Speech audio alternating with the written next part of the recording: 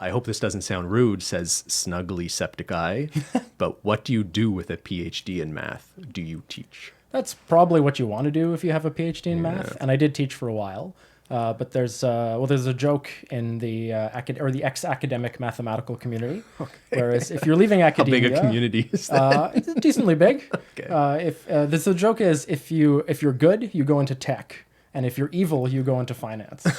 And this joke is a little bit out of date because this is from the early 2000s when people thought that tech companies were the good guys. Right. Yeah. And now just everybody's evil, I guess. Yeah, but That's right. I went the evil route anyway. I went into finance. You are in finance. So yeah. what is your PhD actually in? Like just mathematics, or is there a specialty of mathematics? So there's broadly kind of two categories: pure and applied mathematics. And I was very much on the pure side, which is pure is math you can't apply in real life. Yeah, exactly. It's math that has no conceivable practical applications. It's more like philosophy or art than it is like science even really. And that's just what I got off on. My field of study was called functional analysis. Okay.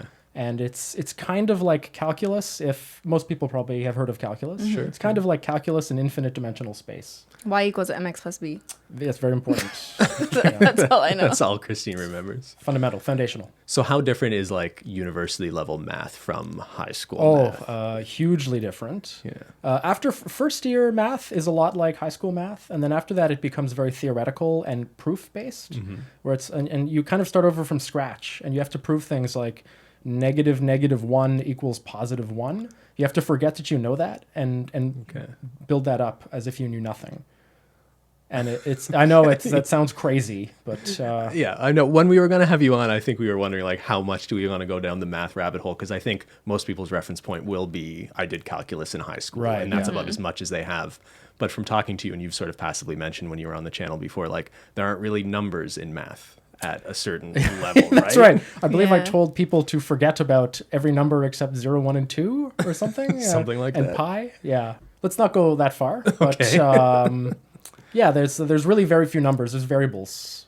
If anybody who's even done like middle school math has probably done X's in algebra, the numbers gradually all just become letters, variables. The numbers just disappear. So what does someone with a PhD in math typically do with that degree? Like not necessarily you can answer that after, but just what kind of jobs can you get? A lot of people are going into like data science these days. It's pretty popular. Okay. Finance is popular. I don't do a lot of like the quantitative stuff or like high frequency trading that you might do with a math degree, but that's out there. Yeah. There's actually it's probably a very employable degree. Yeah. So is it like more abstract algorithms or designing models? Yeah, like I mean, that kind of stuff? You're almost certainly not going to use your PhD level knowledge, but it's sort of proof that you can do something original and complicated. Yeah, probably like any PhD. I remember when you were doing your doctorate, I a couple times attempted to talk to you about what you were doing, and you gave up. Well, yeah, because I think it's indecipherable to like. There's probably like a handful of people in the world who understand what you're doing when you get that specialized, right? 5. Isn't that like very isolating? It is, yeah. I had romantic ideas about grad school. Like it would be people getting together and talking about the big ideas of your day. You said the same thing. I remember Brothers. This. Yeah. But my supervisor had 5 other students, and we didn't really understand what each other did. And we were in the same research group and seminars and in theory studying the same thing. So if we didn't understand each other, it's just hopeless. So I don't even try to explain what I do to people. No offense. All right, next question from Stephanie. What is the best number? So that's an interesting question. The best number is probably 0 because all other numbers are built out of the number 0.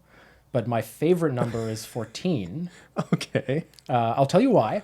Because, it's my birthday, but I claim that's not why. Okay. It's because there are 14 tensor products of monic spaces up to injective and projective associates.